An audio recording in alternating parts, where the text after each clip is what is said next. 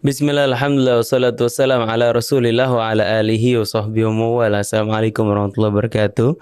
Ikhwan akhwat yang dirahmati Allah subhanahu wa ta'ala, alhamdulillah kembali lagi bersama kami di dalam acara Renungan di Bawah Naungan Al-Quran bersama Al-Fakir Isa Al-Kaf, ada Atep dan juga ada Algi di meja operator, ditemani oleh Masya Allah para pelajar kita yang membantu siaran Radio Silaturahim, ada Dina, Cahya dan Raisa. Dan tidak lupa alhamdulillah kita juga kedatangan guru kita ikhwan akhwat di studio Radio Silaturahim, ada Ustaz Husain bin Hamid Alatas. Assalamualaikum Ustaz. Waalaikumsalam. Insyaallah semoga dalam kesehatan dan lindungan Allah Subhanahu wa taala. Dan ada guru kita juga yang baru pulang ke Cibubur ini, Masya Allah, Ustaz Hamzah bin Atas Alatas. Assalamualaikum Ustaz. Waalaikumsalam. Insyaallah sehat Ustaz ya. Bagaimana perjalanannya Ustaz seminggu? Capek. Insyaallah melihat dunia. Dan ikhwan akhwat, kita doakan semoga guru-guru kita dalam lindungan dan rahmat dari Allah Subhanahu wa taala. Ikhwan akhwat, hari ini pagi ini insyaallah kita akan membahas tentang satu tema yang luar biasa. Temanya berjudul khiyanatul uzma atau pengkhianatan terbesar. Apakah pengkhianatan tersebut? Sebelum kita bahas lebih dalam, alangkah baiknya kita buka dulu dengan baca Ummul Quran surat Al-Fatihah. Tafadhal Ustaz. A'udzu billahi minasy syaithanir rajim. Bismillahirrahmanirrahim. Alhamdulillahi rabbil alamin. Ar-Rahmanir Rahim. Maliki yaumiddin. Iyyaka na'budu wa iyyaka nasta'in. Ihdinas siratal mustaqim. Siratal ladzina an'amta 'alaihim. Ghairil maghdubi 'alaihim waladdallin. Amin amin ya rabbal alamin. Allahumma arhamna bil Quran. Jazakumullah khairan jazaa Ustaz. Semoga dari bacaan surat Al-Fatihah tadi Allah bukakan pintu rahmat dan pintu hidayahnya untuk kita semua. Ikhwan akhwat, hari ini kita akan membahas tentang pengkhianatan terbesar, sebagaimana yang Allah Subhanahu wa taala firmankan di dalam Al-Qur'an, A'udzubillahi minasyaitonirrajim, ya ayyuhalladzina amanu la takhunullaha war rasul wa takhunu amanatikum wa antum ta'lamun. Janganlah kamu wahai orang-orang beriman mengkhianati Allah dan Rasulnya. Waduh, bagaimana bentuk pengkhianatan terhadap Allah dan Rasulnya, kawan-kawan. Jangan sampai kita masuk ke dalam golongan yang Allah Subhanahu wa taala gambarkan di ayat ini. Kawan-kawan, mari sama-sama kita dengarkan penjabaran penjelasan dari Ustadz Husain bin Hamid Alatas. Tafadhol Ustaz. A'udzu billahi minasy syaithanir rajim. Bismillahirrahmanirrahim. Alhamdulillahi rabbil alamin. Lakal hamdu ya rabbana wa lakas syukru ala ma aulaita min ni'am, saghiriha wa kabiriha, zahiriha wa batiniha, ma na'lamuha wa ma la na'lamuha. Salawatu rabbi wa salamuhu ala abdihi Sayyidina wa Nabiyyina Muhammadin wa alihi at-tayyibin wa sahabatihi al-ghurril mayamin wa sa'irina ala nahjihi al-qawim ila yaumiddin. Assalamu alayka ayyuhal hadi ila siratil mustaqim. Assalamu alayka ya man bu'itha ilaina wa ilan nasi jami'an rahmatan lil alamin. Assalamu alayka ayyuhas sirajul munir. Assalamu alayka ayyuhan nabiyyu wa rahmatullahi wa barakatuh. Assalamu alayna wa ala ibadillahis salihin. Wassalamu alaikum warahmatullahi wabarakatuh.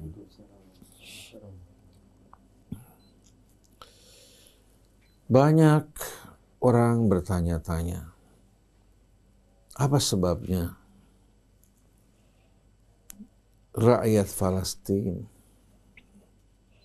yang dikelilingi oleh negara-negara Arab bisa dikalahkan, bisa dikendalikan oleh kaum Zionis. Padahal jumlah mereka amat sedikit. Lalu sebagian orang mengatakan kami jemu. Dari mulai kami kecil sampai kami tua berusia 80 tahun. Ternyata apa? Masih terus kami mendengarkan demo anti-Zionis, berjuang untuk Palestina, dana yang begitu banyak telah dikucurkan. Pertemuan-pertemuan, seminar-seminar dari tingkat rendah sampai tingkat tinggi. Pertemuan-pertemuan juga negara-negara oki. Tapi kenapa sampai saat ini keadaan rakyat Palestina hari demi hari bukan semakin membaik, tapi semakin buruk. Bahkan kita menyaksikan tragedi kemanusiaan, pembantaian yang berlangsung di tengah-tengah mata dunia terhadap rakyat Palestina yang tidak memiliki dosa kecuali hanya menuntut kemerdekaan bagi diri mereka, keluarga mereka, sebagaimana yang dinikmati oleh bangsa-bangsa yang lain.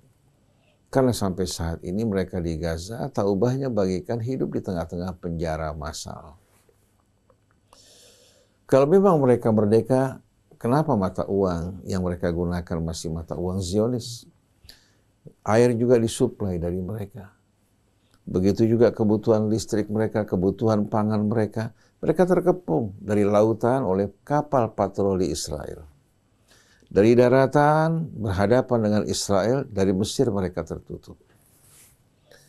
Nah, ketika tragedi kemanusiaan sedang berlangsung, pembantaian yang tak henti-hentinya menyerang rumah sakit, sekolah, permukiman rakyat sipil, tidak selamat dari pembantaian tersebut hingga anak-anak bayi, wanita-wanita yang tua. Ya. Padahal semua melanggar hukum dan kesepakatan internasional. Tapi kenapa kok Israel berani dengan terang-terangan melakukan kejahatan kemanusiaan tersebut? Lalu sebagian negara mengatakan Israel membela diri mereka. Bahkan tak canggung-canggung Amerika mengerahkan kapal induk untuk melindungi wilayah Palestina agar tidak ada intervensi dari negara-negara yang lain yang melintasi lautan. Apa sebabnya rakyat Palestina mengalami kekalahan? Sebetulnya rakyat Palestina bukan kalah dari Israel, tapi mereka dikhianati oleh saudara-saudara mereka sesama bangsa Arab. Karena kita tahu bahwa imigrasi besar-besaran rakyat Zionis dari berbagai macam negara di Eropa, termasuk dari Asia Tengah, termasuk juga dari Afrika, masuk ke Israel seiring dengan jatuhnya Khilafah Utsmaniyah. Jatuhnya Khilafah Utsmaniyah disebabkan karena pengkhianatan juga sebahagian bangsa Arab. Kita tahu tadinya wilayah Hijaz, wilayah Palestina, termasuk Irak dan Iran di bawah Khilafah Utsmaniyah. Tapi dari masa ke masa Khilafah Utsmaniyah mengalami kelemahan, mengalami kerapuhan, terjadi perselisihan, pertentangan internal. Inggris datang ke suku-suku bangsa Arab, menawarkan kepada mereka untuk memindahkan khilafah Islamiyah ke tangan bangsa Arab sebagaimana keadaan sebelumnya, hingga bukan Turki yang menjadi apa? Menjadi negara khilafah, tapi negara bangsa Arab. Mereka datang ke suku-suku bangsa Arab, ya, dan yang menjadi tokoh sebagai negosiator adalah Thomas Lawrence, yang dipanggil Lawrence of Arab. Bangsa Arab yang pada saat itu bermimpi untuk kembali kepada masa kejayaan mereka, percaya dengan janji Inggris. Ini kebodohan mereka. Termasuk juga Sharif Hussein ketika Turki mengalami keruntuhan, kejatuhan, ditawarkan oleh Inggris. Tapi Inggris sebetulnya bukan berencana untuk melimpahkan kekuasaan kepada Syarif Hussein, tapi rencana yang tersembunyi dengan mengadakan kesepakatan bersama keluarga Al-Saud. Abdul Aziz bin Saud menjanjikan kepada mereka untuk menyerahkan wilayah Hijaz kepada mereka dan menyingkirkan Syarif Hussein dan keluarganya. Karena apa? Karena Syarif Hussein ketika diminta oleh Inggris untuk menyerahkan Palestina bagi Zionis, Syarif Hussein menolak. Bahkan dia mengatakan segenggam tanah pun saya tidak akan berikan. Akhirnya Inggris sepakat untuk memberikan dukungan penuh kepada Abdul Aziz bin Saud menguasai wilayah Hijaz, tapi dengan imbalan menyerahkan Palestina kepada Zionis. Karena bangsa Arab pada saat itu dalam keadaan rapuh dan lemah. Apalagi Inggris berhasil dari wilayah Hijaz yang begitu luas, termasuk juga wilayah Kuwait dan Emirat Arab. Yang tadi di bawah kekuasaan Utsmani, Inggris dengan pandai mengangkat kepala-kepala suku yang dianggap kuat, yang siap mewakili kepentingan Inggris, menjadi negara boneka. Maka lahirlah Emirat Arab, lahir Qatar, lahir Bahrain, termasuk Saudi Arabia, dari wilayah Islam yang begitu kuat, bersatu, terpecah-pecah menjadi negara kecil. Dan semuanya adalah boneka-boneka Inggris. Dan di balik Inggris adalah Zionis, yang telah bersepakat bersama Inggris pada tahun 1917 setelah Zionis membantu Inggris berhadapan dengan Jerman untuk menyerahkan wilayah Palestina kepada Zionis. Nah, untuk melancarkan, meneruskan rencana Zionis dan Inggris mengambil alih wilayah Palestina, maka mereka gunakan boneka-boneka mereka yang telah masuk dalam perangkap mereka.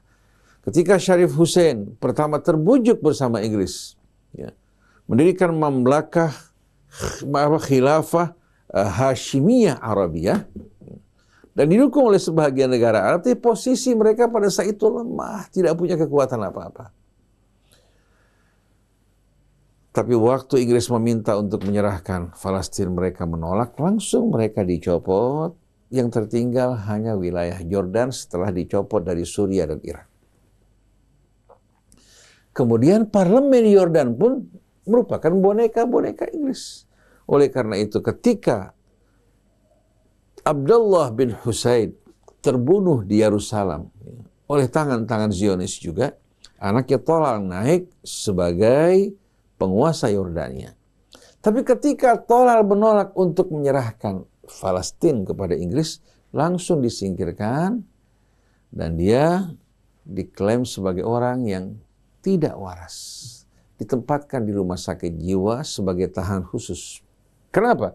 Karena dia ikut berperang dengan sungguh-sungguh untuk mengalahkan Zionis dan menolak menyerahkan Palestina. Nah, kita lihat kesepakatan yang terjadi. Pada tahun 47, Israel melakukan pembantaian di tempat yang bernama Dair Yasin atau Diyar Yasin. Pembantaian yang amat dahsyat, yang mirip dengan Gaza saat ini. Rakyat Palestina yang terdapat di wilayah yang diduduki Israel pada saat ini, langsung mereka bergelisah, takut terhadap pembantaian. Datang pasukan-pasukan negara Arab yang bersekutu mengatakan kepada mereka, silahkan kalian hijrah meninggalkan tempat-tempat kalian, kami akan berperang berhadapan dengan Zionis. Tapi ternyata yang mereka lakukan bukan berperang bersama Zionis, mereka bersepakat bersama Zionis untuk bersama-sama menyingkirkan rakyat Palestina dan memberikan wilayah tersebut kepada Israel. Ini pengkhianatan bangsa Arab. Jadi yang membuat Palestina tersingkir dan terusir adalah pengkhianatan mereka demi kekuasaan yang ditawarkan Inggris, demi kesejahteraan yang mereka nikmati, mereka korbankan saudara-saudara mereka.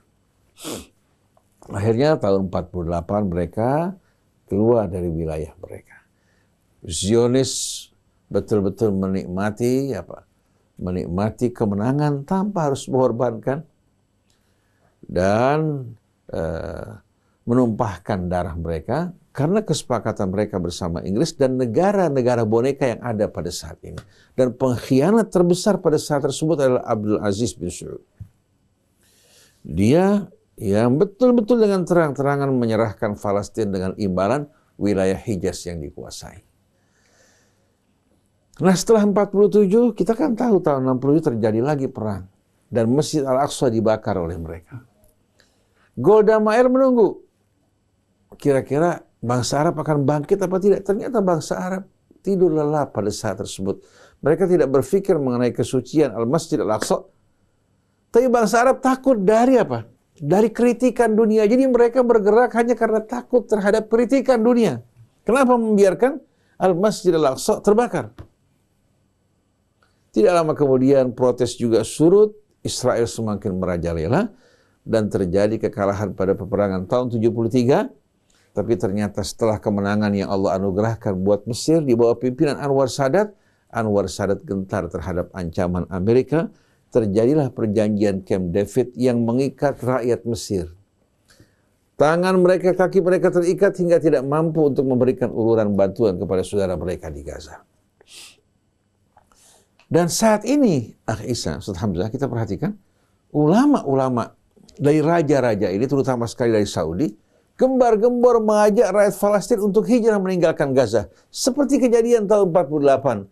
Sedangkan Israel, rakyatnya lagi berpikir bagaimana membangun permukiman di wilayah Gaza. Mereka sudah buat perencanaannya. Siapa yang mengajukan hijrah? Yang mengajukan hijrah Saudi Arabia dengan ulama-ulamanya, ya, melakukan pengkhianatan kembali. Dan sebagai bukti yang paling jelas yang dapat kita saksikan di depan mata kita. Kenapa sampai sekarang ini Saudi dan Emirat tidak mengumumkan fatwa jihad? Para ulama-ulama mereka pada tahun 91, ya, 1991 menyebarkan kaset di Aljazair untuk memberontak menentang pemerintah Aljazair yang mereka anggap kafir. Tahun 91 sampai tahun 2001 bergolak peperangan. Yang menjadi korban siapa? Umat Islam di Aljazair. Yang menjadi pembunuh siapa? Kelompok-kelompok ekstremis garis keras yang dibiayai oleh Saudi Arabia dan dipersenjatai oleh mereka, termasuk Emirat Arab. Kemudian kasus Suriah, bagaimana fatwa dari ulama-ulama mereka, termasuk para pengikutnya di Indonesia, mengumumkan jihad, mengumpulkan dana bantuan untuk Suriah. Bukan untuk negara Suriah, tapi untuk menghancurkan Suriah. Hingga Suriah berubah menjadi puing-puing dan runtuhan yang menjadi korban umat Islam. Kemudian kita jumpai para pengungsi Suriah yang bertebaran di Jerman, di Finlandia, di berbagai macam negara, keadaan yang memalukan. Kemudian setelah itu kita lihat bagaimana mereka mengeluarkan fatwa juga melakukan invasi ke Irak. Korban berjatuhan dalam jumlah yang besar. Kemudian kita saksikan bagaimana mereka juga melakukan invasi ke Yaman. Sudes dari Masjidil Haram mendoakan para pejuang yang ingin menghancurkan kaum Rawafid Syiah yang mereka anggap orang-orang yang kafir, padahal sebelumnya mereka mengatakan Yaman saudara kembar kami. Saudara sekandung dengan kami karena Syiah mereka berbeda. Tapi subhanallah pada saat itu ulama-ulama mereka bersama-sama mendukung serangan invasi kemana? Ke Yaman.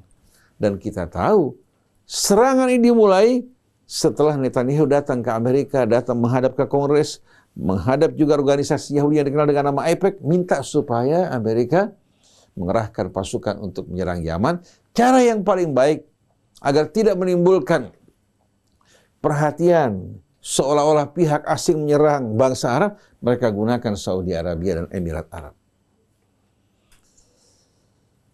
Nah, kalau kita perhatikan sekarang ini, kenapa di saat berhadapan dengan Palestina, Israel, jelas-jelasan musuh mereka, tidak keluar satupun fatwa untuk berperang, berjihad menghadapi Israel, malah yang terjadi mereka melarang di Madinah, di Mekah, di mana-mana tempat, orang-orang yang berdoa untuk kepentingan Palestina dan kehancuran Zionis, bahkan yang berani berdoa, ditangkap oleh mereka.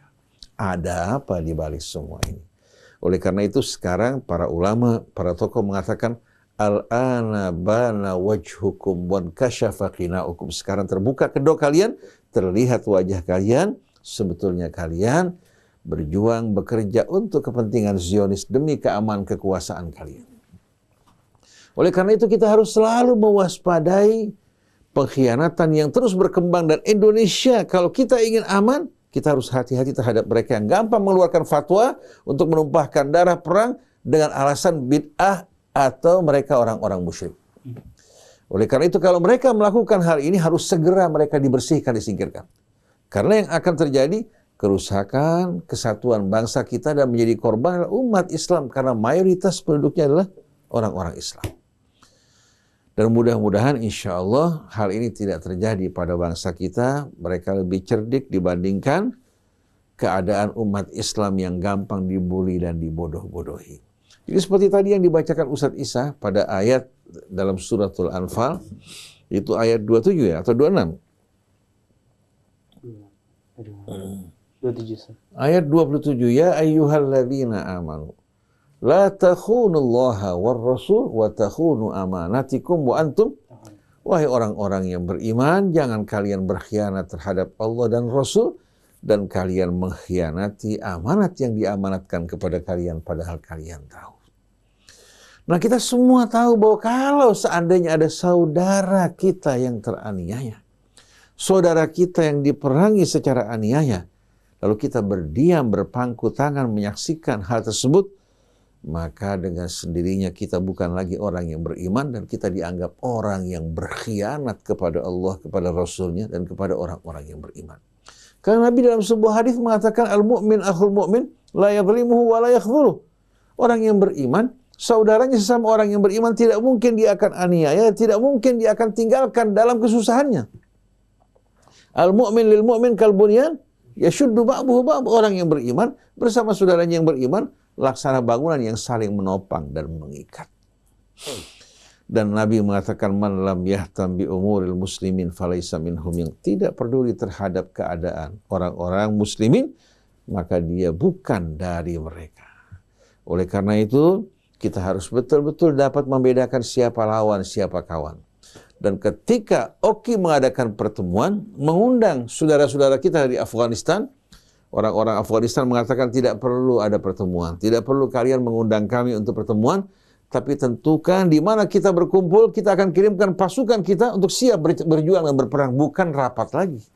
Bukan rapat. Setiap korban yang berjatuhan karena pengabaian mereka merupakan laknat dan kutukan atas mereka.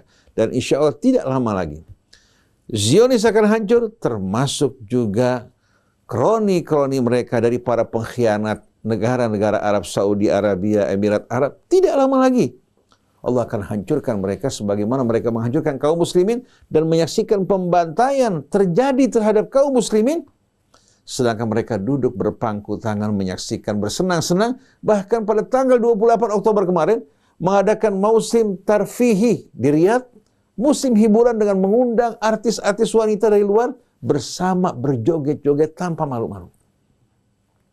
Jadi kita doakan bukan hanya Zionisnya agar Allah hancurkan, para pemimpin Arab, negara-negara Arab yang berkhianat. Kita mohon pada Allah agar Allah hancurkan mereka, cabik-cabik kekuasaan mereka, dan gantikan dari kehancuran mereka para pemimpin yang betul-betul setia kepada Allah, kepada Rasulnya, kepada orang yang beriman, bersama-sama berjuang untuk menghadapi Zionis Israel.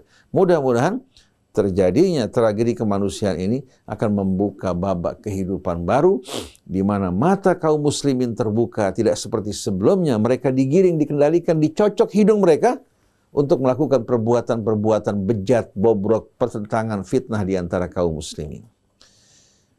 Wallahu a'lam. Jazakumullah khairan jaza. Ustaz Hussein menjelaskan tadi pengkhianatan yang terjadi terhadap kasus penjajahan saudara kita di Palestina. Berikutnya kawan-kawan, mari sama-sama kita dengarkan penjabaran penjelasan dari Ustaz Hamzah bin Antasar. Tafadhol Ustaz. Bismillahirrahmanirrahim. Alhamdulillahirabbil alamin. Allahumma shalli wa sallim ala sayyidina Muhammadin wa ala ali sayyidina Muhammad. Rabbana zidna ilma wa alhiqna bis salihin. Rabbana la tuzigh qulubana ba'da idh hadaytana wa hab lana min ladunka rahmah innaka antal wahhab. Rabbi syrah li sadri wa yassir li amri wa hlul 'uqdatam min lisani yafqahu qawli. Amma ba'd.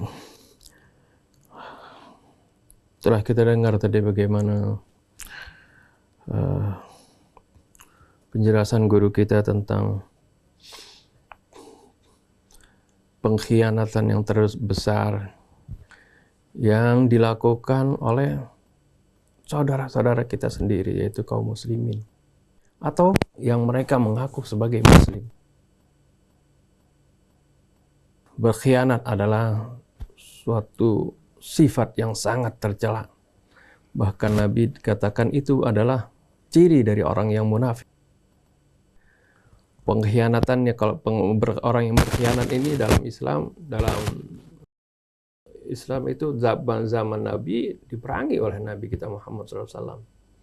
Kalau dulu, kalau kita kembali mengenang bagaimana peristiwa perang Ahzab, di mana Nabi kita Muhammad SAW dikepung, diserang oleh pasukan sekutu, dari kaum musyrikin.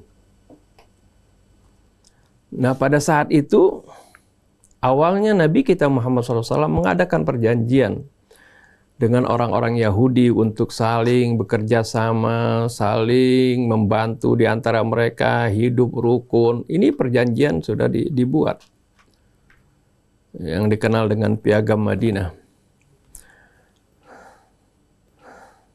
Akan tetapi ketika terjadi penyerangan dari kaum musyrikin, dari pasukan kaum musyrikin yang terdiri dari berbagai pasukan, dan ini juga sebenarnya penyerangan ini tidak lepas dari inisiatif orang-orang Yahudi. Ya, pemimpin-pemimpin Yahudi, Bani Quraidah di sana, keliling ke Mekah, memanas-manasi, memberikan harapan bahwasanya jika kalian menyerang kaum muslimin di Madinah, kami akan bantu dari dalam, seperti itu. Jadi ini adalah pengkhianatan yang dilakukan oleh orang Yahudi. Kalau sekarang kita lihat, ya, yang menjadi musuh utamanya adalah Yahudi, tapi pengkhianatannya dilakukan oleh orang-orang dan negara-negara yang mengatakan, mengklaim bahwasanya mereka orang Islam.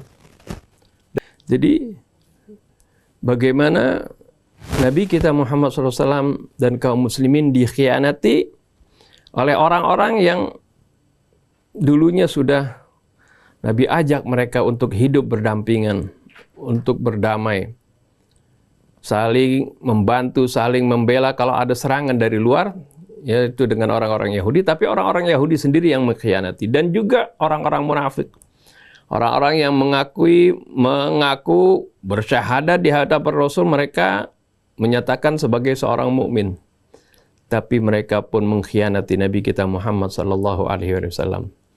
Setelah itu akhirnya bagaimana Allah Subhanahu wa Ta'ala membantu kaum muslimin menghancurkan tentara sekutu, dan bahkan para pengkhianat pun diperintahkan oleh Allah untuk diusir dari kota Madinah. Dan ini mudah-mudahan juga ini terjadi kepada saudara-saudara kita kaum mukminin. Allah Subhanahu wa Ta'ala akan membantu dan membela mereka dan menghancurkan musuh-musuh mereka. Pengkhianatan itu sangat-sangat menyakitkan memang. Dan pengkhianatan ini awalnya nggak ketahuan. Biasanya orang yang berkhianat itu nampaknya dia sama seperti kita.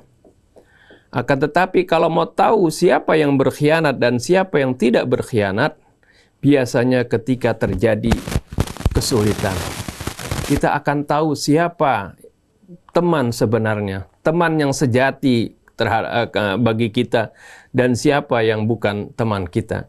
Itu pada saat kita lagi susah, pada saat kita menderita, maka pada saat itulah nampak siapa teman yang sejati. Dan untuk mengetahui siapa itu orang-orang yang berkhianat, Allah Subhanahu wa Ta'ala menyebutkan di dalam akhir surah Al-Mujadilah ayat 22 Allah Subhanahu wa taala katakan la tajidu qauman yu'minuna billahi wal yawmil akhir yuwadduna man haddallaha wa rasulah walau kanu aba'ahum aw abna'ahum aw ikhwanahum aw ashiratahum. Kita bisa melihat siapa itu yang benar-benar beriman kepada Allah dan yaumil akhir. Allah katakan la tajidu qauman yu'minuna billahi wal yaumil akhir. Kamu tidak akan dapati suatu kaum yang beriman kepada Allah dan yaumil akhir yuwadduna man haddallaha wa rasulah. Tapi mereka berkasih-kasihan. Mereka berangkulan, mereka saling mendukung terhadap orang-orang yang menentang Allah dan Rasulnya. Kita lihat siapa sekarang ya, yang membela para Zionis. Dari orang-orang, dari negara-negara yang mengaku mereka sebagai Muslim. Allah terangkan di sini. La tajidu qauman yu'minuna billahi wal yawmil akhir yuwadduna man haddallaha wa rasulah. Ini tegas sekali. Walaupun yang orang yang disokongnya itu adalah keluarga mereka sendiri misalnya. Allah sebutkan, walau kanu aba'ahum aw abna'ahum aw ikhwanahum aw ashiratahum. Walaupun mereka itu adalah ayah-ayah mereka atau anak-anak mereka atau saudara-saudara mereka atau keluarga mereka. Tapi kalau menentang Allah ini ya nggak bisa dibantu. Nggak boleh dibantu. Nggak boleh artinya didukung kejahatan mereka, didukung kezaliman mereka. Yang boleh adalah dicegah, dihalangi supaya mereka berbuat zalim. Seperti ungkapan Nabi, unsur akhaka zaliman aw mazluma. Tolonglah saudara kamu baik dia zalim maupun mazlum. Baik dia dalam keadaan zalim atau terzalimi. Sahabat heran. Ini biasanya sebab dulu zaman jahiliyah seperti itu. Ya, kalau namanya saudara, namanya teman, baik dia benar atau salah tetap dibela seperti itu. Kok Rasulullah ngomong begini? Oh, pengertiannya lain. Kalau orang yang kata sahabat, kalau saudara kita mazlum layak kita bantu ya Rasulullah. Tapi bagaimana kalau dia zalim? Nah, membantu orang yang zalim ini adalah kita cegah dia dari perbuatan zalimnya. Itulah yang maksudnya kalau dia benar-benar mau membantu saudaranya.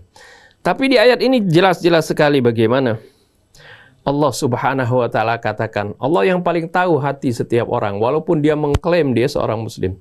Allah katakan la tajidu qauman yu'minuna billahi wal yawmil akhir yuwadduna man haddallaha wa rasulah. Kamu tidak akan dapati orang yang benar-benar beriman kepada Allah dan yaumil akhir kok dia berkasih-kasihan, saling berangkulan, saling mendukung, menyokong orang-orang yang menentang Allah dan Rasulnya. Walau kanu aba'ahum aw abna'ahum aw ikhwanahum aw ishiratuhum. Ulaika kataba fi qulubihimul imana wa ayyadahum bi ruhim min. Mereka-mereka itu yang teguh dalam keimanannya, yang tidak mau menolong kezaliman, walaupun kezaliman itu dilakukan oleh kerabatnya sendiri, ya, atau temannya, atau siapapun. Ya, Allah katakan, ulaika kataba fi qulubihimul iman. Mereka itu adalah orang-orang yang benar-benar Allah tuliskan keimanan di dalam hati mereka. Wa ayyadahum bi ruhim min.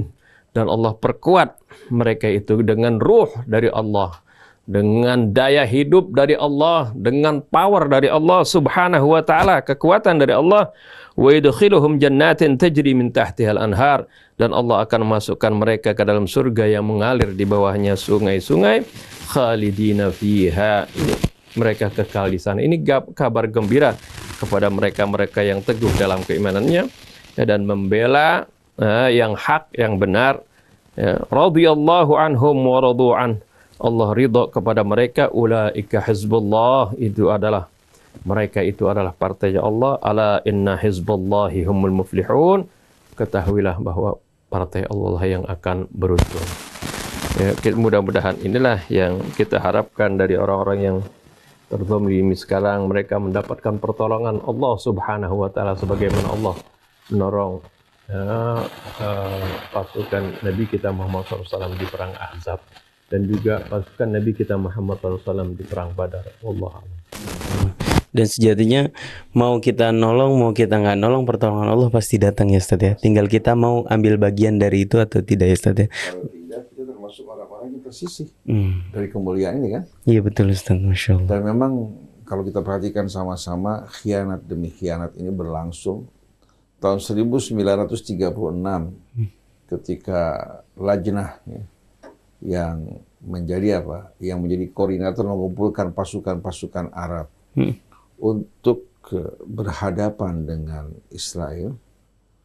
Tahu-tahu Lajnah ini mendapatkan barqiyah. Apa itu Ustaz, barqiyah? Barqiyah, telegram pada saat tersebut dari para pemimpin-pemimpin Arab agar menghentikan idrab orang-orang Palestina selama 6 bulan kurang lebih. Agar mereka menghentikan idrab mereka, demo mereka, boikot mereka yang berlangsung selama 6 bulan, termasuk yang terpanjang. Rakyat Palestina beranggapan bahwa para pemimpin Arab ini akan memberikan solusi yang terbaik. Yang terjadi, tentu Inggris mulai memecah belah rakyat Palestina. Dan semua merupakan buah dari pengkhianatan para pemimpin Arab. Jadi sekarang kalau kita perhatikan dari mulai Emirat Arab, termasuk Bahrain, kemudian kita lihat Saudi Arabia, Mesir juga merupakan pemerintahan yang betul-betul kehilangan kebebasannya. Rakyat Mesir, bahkan parlemennya menuntut agar perjanjian Camp David dibatalkan, diumumkan agar rakyat Mesir bisa bebas untuk berjuang bersama saudara mereka di Palestina. Tapi ternyata mereka berkumpul bukan untuk menolong, mereka berkumpul untuk menghalang-halangi bala bantuan dan dukungan yang datang dari umat Islam untuk saudara-saudara mereka di Palestina. Alhamdulillah kita Indonesia, walaupun jauh di timur, penerbangan membutuhkan kurang lebih sekitar 12-13 jam menuju ke sana. Ternyata alhamdulillah Indonesia peduli terhadap saudara mereka. Memberikan hiburan bagi mereka, mendirikan rumah sakit di sana bukan karena ria, tapi karena kecintaan terhadap rakyat Palestina.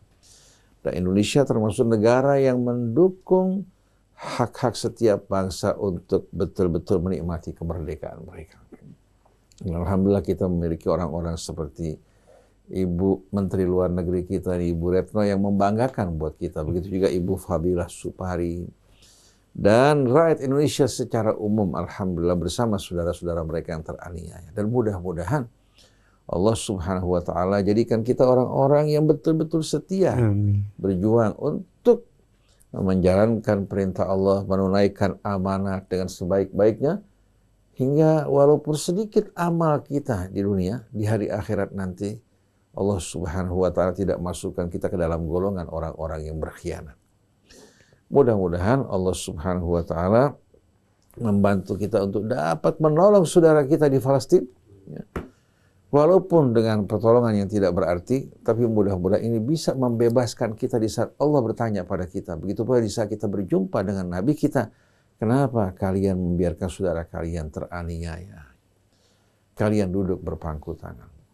Mudah-mudahan Allah Subhanahu wa Ta'ala ampuni dosa kesalahan kita, dan kita berdoa mudah-mudahan segera secepatnya Allah Subhanahu wa Ta'ala membebaskan rakyat Palestina baik di Gaza maupun di tempat lain dari berbagai macam penderitaan yang mereka alami. Mereka menikmati kemerdekaan mereka, Allah anugerahkan kemuliaan bagi mereka, dan Allah hancurkan Zionis Israel dengan kekuasaannya. Begitu pula para pemimpin Arab yang mendukung mereka, dan ulama-ulama juga yang memberikan dukungan bagi mereka dengan fatwa-fatwa mereka, agar Allah Subhanahu wa Ta'ala hancurkan bihaulillah wa quwwati wa qudratihi wa izzati ajilan ya Rabbana ya Karim birahmatika ya arhamar rahimin. Subhanakallahumma wa bihamdik asyhadu an la ilaha illa anta astaghfiruka wa atubu ilaik wal afu minkum. Wassalamualaikum warahmatullahi wabarakatuh. Waalaikumsalam warahmatullahi wabarakatuh. Jazakumullah khairan jazaa Ustaz Hussein dan Ustaz Hamzah atas pencerahannya dan pendidikannya untuk kita semua. Mudah-mudahan jadi wasilah hidayah untuk kita semua. Ikhwan akhwat, jangan kendor, jangan turun semangatnya untuk selalu membela, mendukung saudara-saudara kita yang sedang terzolimi di Palestina. Ikhwan akhwat, Al-Bagir, Isa Al-Kaf, ada Atep dan seluruh kru yang bertugas mohon undur diri. Wassalamualaikum warahmatullahi wabarakatuh.